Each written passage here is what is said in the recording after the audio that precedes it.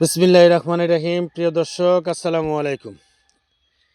আপনার টমেটোর চারা যখন রোপণ করবেন, রোপণ করার পরে পরিচর্যা যখন গাছ যখন আপনার মোটামুটি ভালো গ্রোথ হয়ে যাবে, ফুল আসার সময় হবে, তখন আপনারা অবশ্যই বিশেষ করে কলমের চারা, যে চারাগুলো হাইব্রিড, এগুলোতে আপনার ফলন বেশি হয়।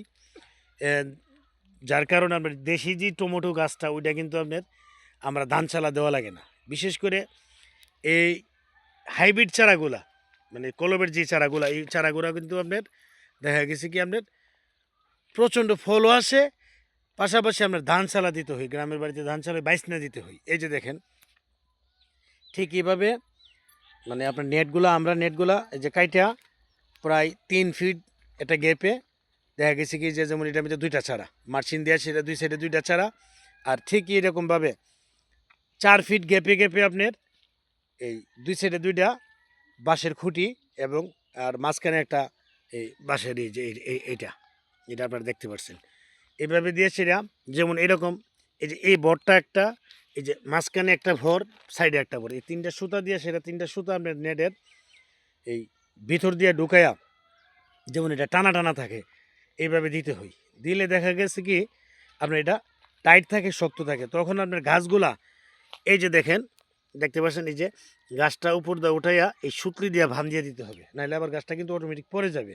কারণ বিশেষ করে টমেটো গাছ, সিম গাছ, অথবা যে আপনার এই চাল কুমড়া, এই সমস্ত গাছের মতো না কিন্তু। কারণ এরা ওই যে কামড়টা ধরবে এরকম কোনো ইয়া থাকে না, এরা বাইন্দা দিতে হবে সুতলি দিয়া। তখন যেমন এই যেমন এই আজকে 2-3 দিন হয়ে গেছে, এটা হয়ে গেছে, এই যেমন ফুল আসতেছে দেখেন। তো এটা হলো নতুন টমেটো ক্ষেত।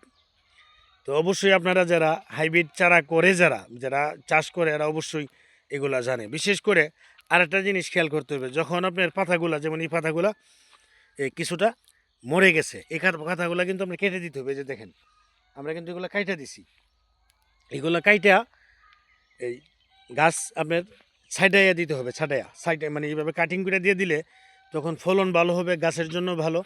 এই মরা পাতাগুলা রাখা যাবে না।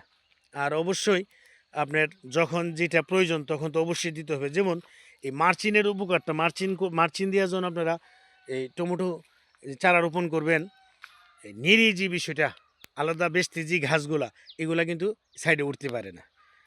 যদিও ড্রেনে ওঠে, ওইগুলা কোনো সমস্যা হয় না। তো যাই হোক, আজকে ভাবলাম যে সকালবেলা এটা একটু তুলে ধরি আপনাদের মাধ্যমে। ওইটার মধ্যে অলরেডি ফল পাড়ার সময় হয়ে গেছে, ওই পাশটা আর এই পাশটা ফুল আসতেছে, যেহেতু সামনে রমজান মাস, রমজান মাসে এইটা ভরপুরভাবে লাগবে আর কি। তো যাই হোক, সকলেই ভালো থাকবেন। যদি ভিডিওটা ভালো লাগে লাইক কমেন্ট করবেন। আমার ইউটিউব চ্যানেল মাশাআল্লাহ ভুয়া এগ্রো সাবস্ক্রাইব করবেন। তো লাইক কমেন্ট করলে ভালো লাগে, নিয়মিত ভিডিও পাবেন। সকলেই ভালো থাকবেন। আসসালামু আলাইকুম, আল্লাহ হাফিজ।